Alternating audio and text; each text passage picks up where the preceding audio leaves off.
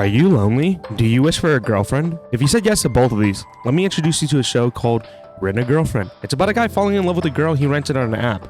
And now you may be asking, why would you recommend me a show about a guy falling in love with a girl if I'm lonely? It's to fill the void in our hearts. Trust me, I know from experience. Pain Pecco. But on a serious note, Rent a Girlfriend, since it originally aired, was one of my guilty pleasure animes. Enough where it actually made me want to read the manga and catch up with it at the time. Look, this show is definitely one of the most down bad shows I've ever seen, but it's still decent. Stop looking at me like that. Come on. Come on. If you have not seen the first season, I definitely recommend watching it. It's filled with so much down bad scenes and lots of plot. Oh boy. It also has one of the cutest anime girls in existence, Sumi. This is peak fiction, boys. Holy shit. This anime is about the MC Kazuya breaking up with his girlfriend, Mami. After they break up, he starts having sexual fantasies about his ex with another dude. I'm not kidding. This is actually part of the first episode, and if crazier, the first scene. And want to know what he does after that fantasy? Huh? I think you know what he did. Seriously, he actually does. After that, he finds a website where you're able to rent a girlfriend for times when you're feeling lonely or just want to show up to your friends.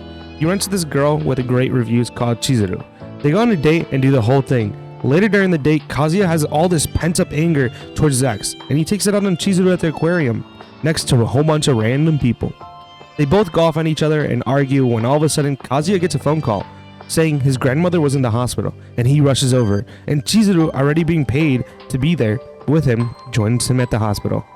During this visit, he lies to his parents and grandmother that Chizuru is his girlfriend. Why? Just why? Okay, now if you think that scenario is already weird, just wait for this. Kazuya's grandmother tells everyone in the hospital, and guess who's in that same exact hospital as her?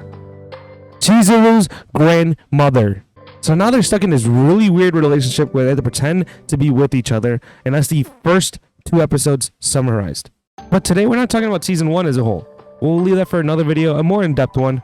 This video is going to be talking about Rent a Girlfriend is still dumpster fire. I can't stop watching. With season 2 airing this summer of 2022, we got Rent a Girlfriend back after a couple of years, and honestly, I'm glad it's back. This show, like I said, is one of my guilty pleasure animes. As down bad as it is, I still find it funny, and it's able to grab my attention because I come in with the mindset not looking for an amazing anime, but for something I could just laugh at and enjoy because of how down bad the MC is.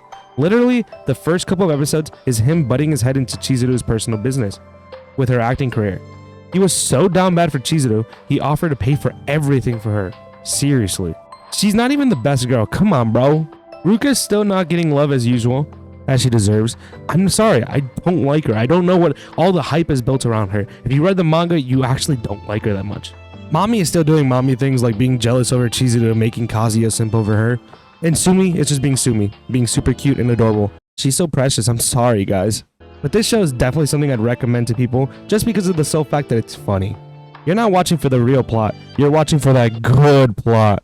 Oh, boys. Being a manga reader, I already know where this is going to lead. And this season, if it ends off where I think it is going to be actually a good one. And it hits you in the feels at one point. So if you have not started season 2, I really recommend you do so because you would honestly be missing out on a pretty decent show. Plus Sumi's in it, so it's worth every second for me. If you've seen the show so far, what do you think of it? Also, if you watch season 2, what do you think of that as well? So far, it's funny and still worth watching in my opinion. If you have not subscribed yet though, please do so. It really does help out the channel. Plus, you're notified for all the future content I have coming as well. Also, follow me on Twitter for updates on videos or sneak peeks. See you guys in the next one.